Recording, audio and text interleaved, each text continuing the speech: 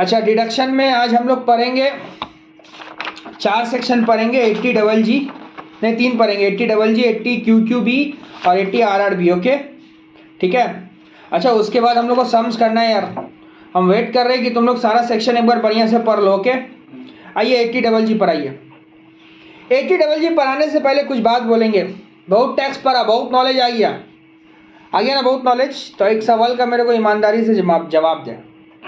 अरे जवाब देना पड़ेगा यार, कल को ते भी हो सकता है साल 2 साल बाद ऐसा फील्ड में काम करेगा, तो प्रैक्टिकल एस्पेक्ट तो बताना पड़ेगा ना क्लाइंट को।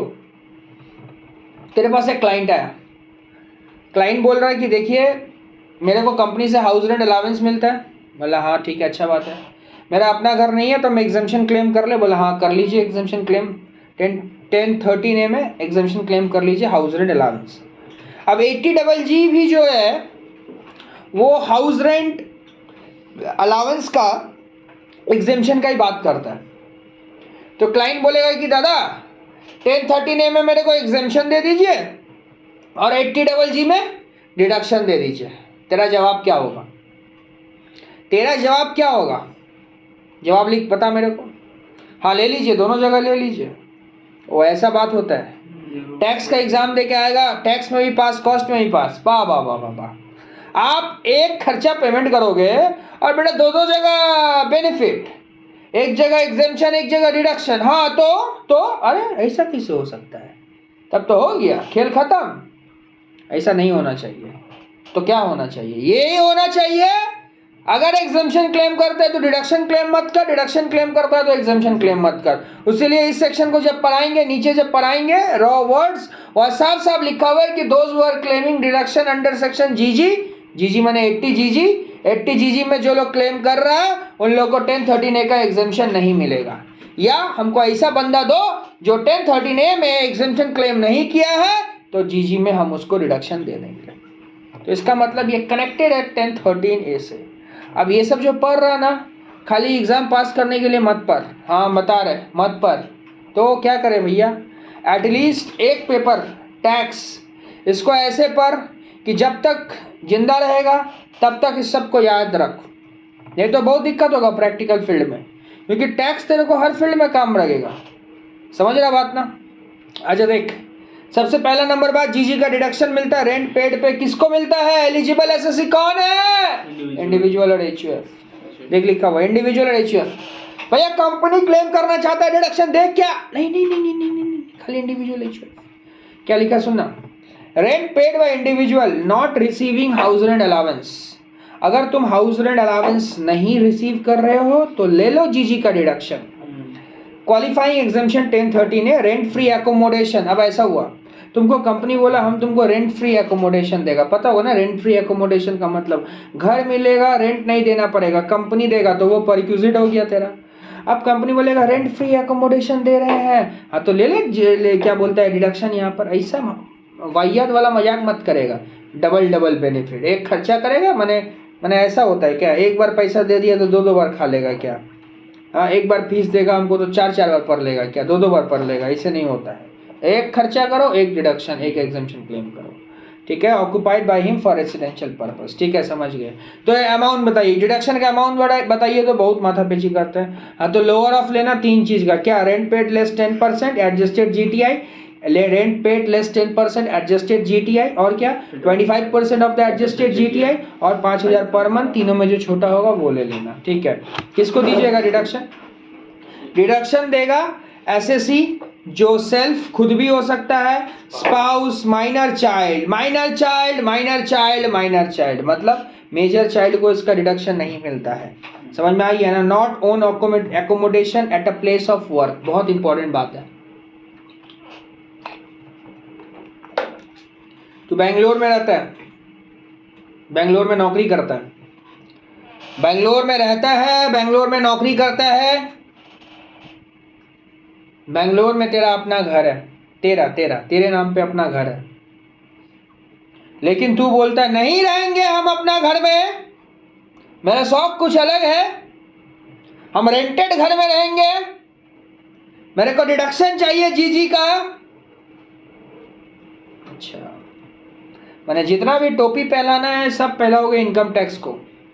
इनकम टैक्स डिपार्टमेंट बोलता है क्या, ऐसा ड्रामा मेरे साथ, ऐसा वाहियात खेल मेरे साथ मत खेलना, ऐसा वाहियात खेल मेरे साथ मत खेलना। अगर तुम्हारा अपना घर है उस स्टेट में, जिस स्टेट में तुम नौकरी करता है यार, प्लेस ऑफ वर्क जहां तुम्हारा है वहीं पे अगर तुम्हारा घर है अपना, तो तुमको जीजी का डिडक्शन नहीं मिलेगा।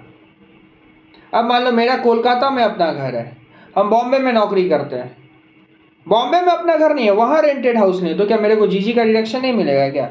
मैंने हम रोज ट्रेवल करेंगे कोलकाता टू बॉम्बे, कोलकाता टू बॉम्बे, एक ट्रेन है दुरंतो आई थिंक, हाँ আছে না একটা হাওড়া টু মুম্বাই, অনেক তাড়াতাড়ি নিয়ে যায়, 16-17 ঘন্টায় নিয়ে চলে যায় মুম্বাই, রোজ है उसी से आवा जावा करे, वाह वाह वाह, फुल एसी আছে ওটা, फास्ट एकदम चलता है, उससे रोज आना जाना करे। नहीं तो हम क्या करें, हम वहाँ भाड़ा लेके रहेंगे तो डिडक्शन नहीं दीजिएगा। बोला ऐसा कौन बोला आपको, ऐसा कौन बोला आपको? आपका प्लेस ऑफ वर्क में अगर अपना घर नहीं है तो आप रेंट पे ले लो ना, लेकिन अपना घर रहते हुए रेंट पे ऐसा वाहियात वाला हरकत मत करना। समझ में आया? अब तुम बोलोगे कि भैया सुनिए ना, मेरा अपना घर नहीं है, मेरा पप्पा का नाम पे घर है, तो क्या होगा? तो तुम जो रेंटेड घर में रहते हो प्रूफ दिखाओ। हाँ तो भैया वो सेटिंग करके हो जाएगा ना, तो ठीक है मिल जाएगा, कोई दिक्कत नहीं है। अब इतना सेटिंग अगर तुम्हारा है तो अच्छा बात है, लेकिन समाज के सामने तुम्हारा क्या सेटिंग रहेगा वो भी समझो ना। पप्पा लात मार के तुमको निकाल दिया और तुम रेंटेड घर में रहते हो, समाज भी तुमको यही बोलेगा ना। कल को तुम्हारा एचआर के पास जब जाएगा तुम्हारा, अरे ये सब तो जमा करना पड़ता है ना, डिडक्शन का फाइल वगैरह बताया था ना, एचआर बोलेगा अरे मिस्टर मिसेस या miss, you have got a own house in this city and you are staying in a rented house। क्या बोलेगा? no it's not my house, that house belongs to my father। ओ मैंने बोला father तुमको kick off कर दिया तब तुम rented house में रहता है, मैंने तुम ऐसा ही, मैंने समझ पा रहा तुम्हारा कितना इज्जत बढ़ेगा वहाँ पे एक छोटा सा डिडक्शन क्लेम करने के लिए यार। नहीं हम तब भी करेंगे, हमको इज्जत का कोई परवाह नहीं है। हाँ तो करो, तब कोई दिक्कत नहीं है, लेकिन लॉ बोला कर सकता है। हाँ लेकिन अपना नाम से घर है तो फिर ऐसा नहीं कर सकता है। तो इसीलिए बोल दिया ना साफ साफ, क्या बोला है देख यहाँ पर देख, if assessee owns any residential property at other place then such property should not be assessed as a self occupied. हम उसको सेल्फ ऑक्यूपाइड नहीं मान सकते और डिडक्शन दे देंगे, ठीक है। अब भैया एडजस्टेड जीटीआई क्या होता है? तो यार ये 80G जब पढ़ाए थे तब बोले थे जीटीआई लेना, सारा डिडक्शन माइनस करना 80G छोड़ के। अब यहाँ क्या बोल रहा, यहाँ बोल रहा एडजस्टेड जीटीआई का मतलब होता है वही सारा जीटीआई लेना, सारा डिडक्शन माइनस करना, ठीक है, बिफोर मेकिंग 80GG से पहले 80GG का डिडक्शन क्लेम कर रहा ना, तो 80GG माइनस करने से पहले एडजस्टेड जीटीआई का फॉर्मूला लिख दिए, जीटीआई से सारा LTCG STCG 11A सब माइनस करेगा, deduction under section 80C to 80U except 80GG मत माइनस करना। वहाँ 80G नहीं माइनस करता था क्योंकि 80G में क्लेम करता था, या 80GG नहीं देगा, ठीक है। हाँ दिक्कत क्या हो रहा है, सम्स करेंगे तो अभी पानी का पानी और क्या बोलता है दूध का दूध हो जाएगा, देखना। अब पढ़ते सुन, कुछ कंडीशन है। Accommodation should be occupied by the assessee for the purpose of his own residence, of course SSC for his spouse, minor child or HUF which is member should not own any accommodation at a place where is ordinary resident for perform duty। हाँ सही बात है। अब भैया ऐसा हुआ exam में, देखो क्वेश्चन या कुछ भी हो सकता है, मान लो ऐसा तुम बोला, मान लो अब एक लड़की बोलेगी कि देखिए ना सर हम डिडक्शन क्लेम करना चाहते हैं, मान लो ये वीडियो लड़की लोग ही देख रहा अभी, तो लड़की बोलेगी कि सर हमको ना 80GG में डिडक्शन क्लेम करना है। बोला क्यों, हम बेंगलोर में रहते हैं। तो बोला दिक्कत क्या, हमको तो पता है, आप तो लास्ट मंथ ही आपका हस्बैंड एक नया फ्लैट खरीदा था और उसका जो क्या बोलता है सब इनॉग्रेशन वगैरह हुआ था, वो एक पार्टी भी दिया था आपका हस्बैंड, आप भी थे हम भी थे, फोटो वगैरह भी है।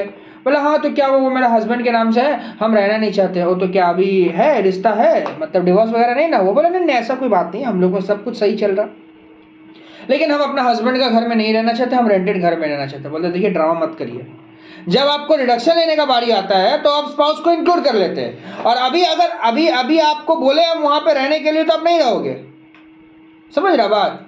तो ऐसा नहीं चलेगा, इसीलिए साफ साफ बोल दिया है कि स्पाउस और माइनर चाइल्ड इस सब के नाम पे भी प्रॉपर्टी अगर हो तो तुम्हारा ही प्रॉपर्टी माना जाएगा। समझ में आ गया बात क्या बोले? ठीक है। Next, If the assessee wants any accommodation at any place other than the referred to above, such accommodation should not be an accommodation. अच्छा सीधा सा बात यहाँ बोला जा रहा है कि अगर किसी अदर जगह में जहाँ प्लेस ऑफ वर्क नहीं है तो फिर हम उसको मान लेंगे कि मेरा वो घर क्या हो गया, मेरा वो घर में हम नहीं रहते हैं और हमको डिडक्शन मिल जाएगा। ठीक है, आज एक सम्स करते हैं, क्लियर हो जाएगा। देख इधर देख, मिस्टर गणेश एक बिजनेसमैन है जिसका total income before allowing deduction, deduction से पहले मैंने जीटीआई बोला 80 जीजी 4,60,000 है, मैंने अच्छा बात है एडजस्टेड जीटीआई निकाल के दे दिया। रेंट पे किया 12,000 पर मंथ, रेसिडेंशियल एकोमोडेशन का ऑक्यूपाइड मुंबई में रहता है। ठीक है, कंप्यूट द डिडक्शन अलाउबल 80 जीजी में। आजा आजा आजा आजा आजा आजा डिडक्शन निकाल, लिख deduction under section 80 deduction under section 80 lower of the following, lower of the following.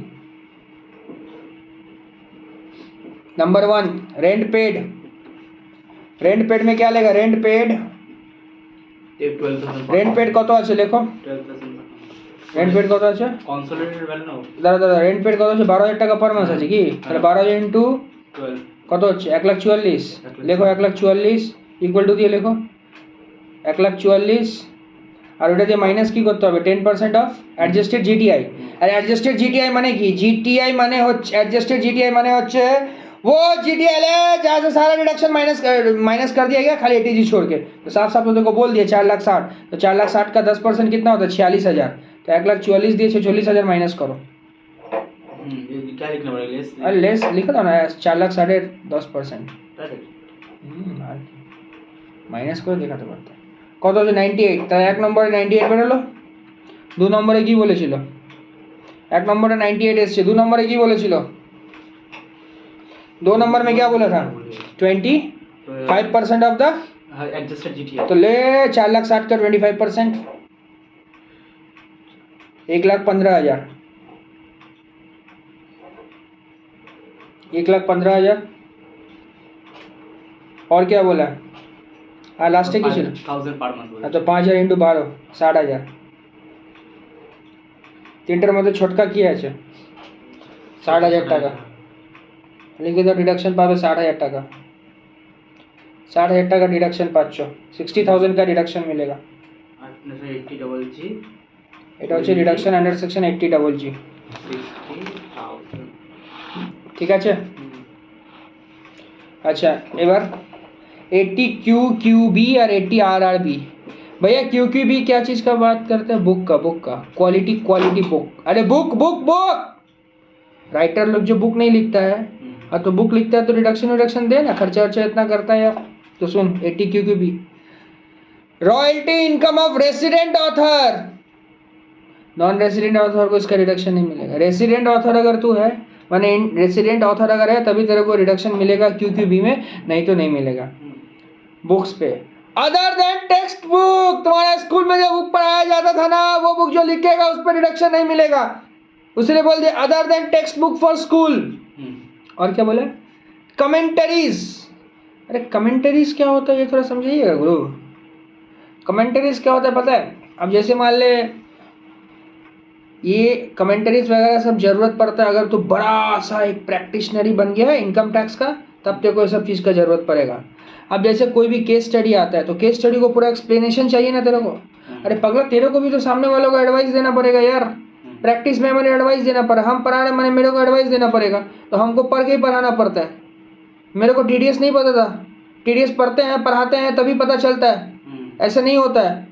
तो कमेंटरीज में सब बात लिखा रहता है, वहाँ उसको पढ़ो, एनालाइज करो और सामने वाला को नॉलेज डिलीवर करो, तो वही होता है कमेंटरीज। ठीक है, अच्छा फिर होता है brochures, diaries, magazine, newspaper, journal, pamphlet, tract, other publication of similar nature. ठीक है, तो साफ साफ बोल दिया रॉयल्टी इनकम में रेसिडेंट जो होता है उसको रिडक्शन नहीं मिलता, other than text book for school ये सब पे अगर होगा तो आपको रिडक्शन ठीक है नहीं मिलने वाला है। ठीक है, इसके अलावा अगर होता है तो मिल जाता है।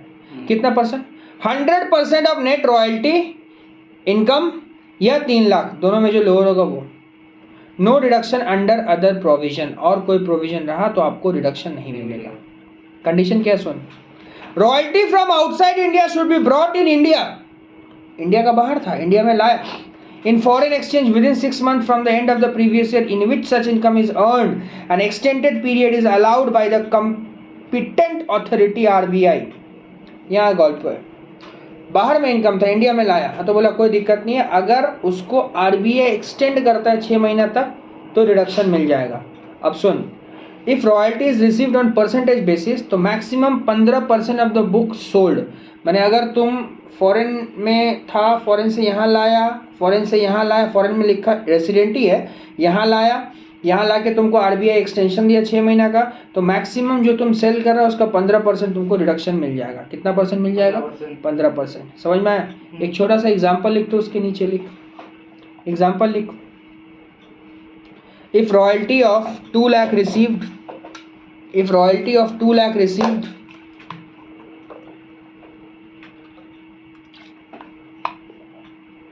at the rate 20% deductible, 20% deductible, चीज को समझ, 2 लाख का तेरे को रॉयल्टी मिला, 20% का 20% डिडक्टेबल किया, मैंने डिडक्शन दिया, तो तेरा इनकम कितना होगा इस पे पता है? सुन सुन सुन सुन, 2 लाख रुपया जो है वो कितना का वैल्यू है? 20% का। तो यहाँ पर रॉयल्टी क्या बोला था? If royalty is received on percentage basis maximum 15% of the book sold को हम लोग डिडक्शन मानेंगे। तो मेरा डिडक्टेबल इनकम कितना होगा पता है? 2 लाख, 20 का वैल्यू है, 2 लाख डिवाइड बाई 20, उसको 15 पे लेके जाना है, इंटू 15 माने 1.5 लाख, डिडक्टेबल इनकम होगा 1.5 लाख। हाँ देखो देखो, deductible income 2 lakh by 20, tension मतलब सम्स करेंगे और क्लियर हो जाएगा ये, 2 लाख बाई 20 इंटू 15 কত হচ্ছে? 1.5 লাখ টাকা। ठीक है, नोट में क्या लिखा हुआ है?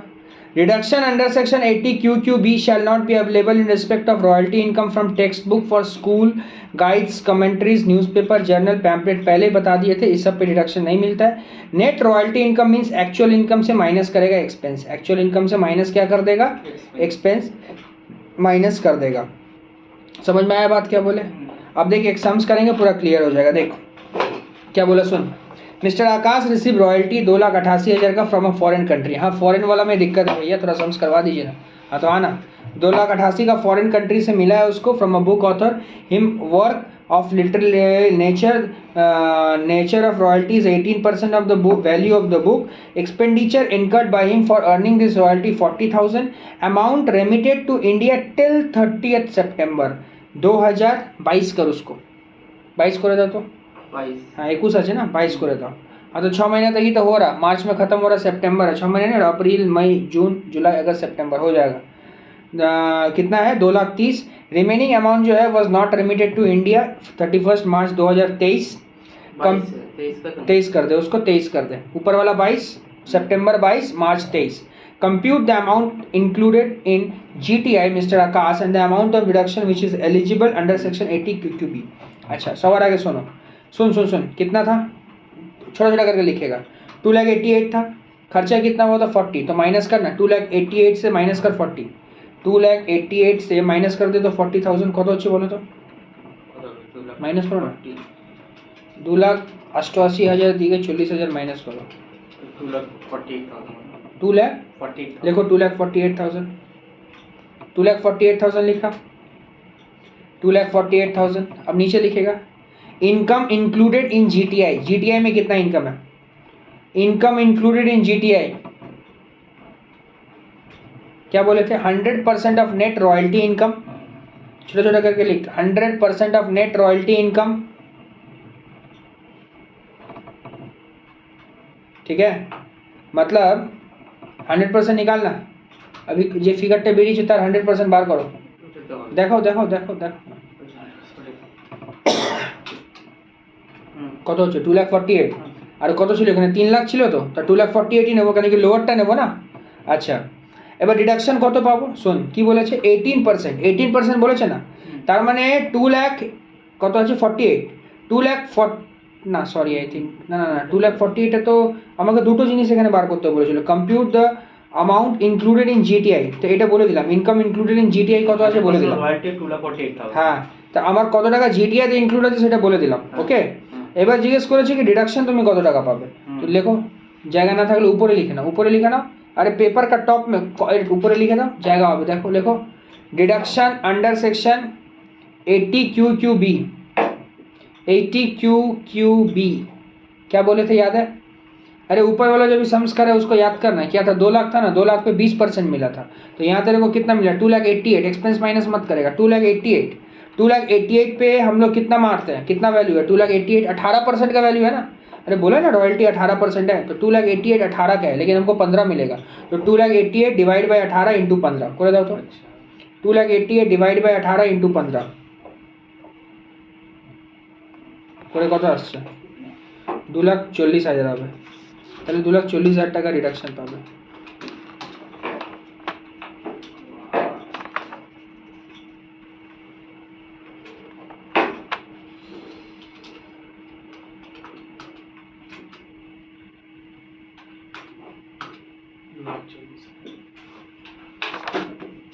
ঠিক আছে,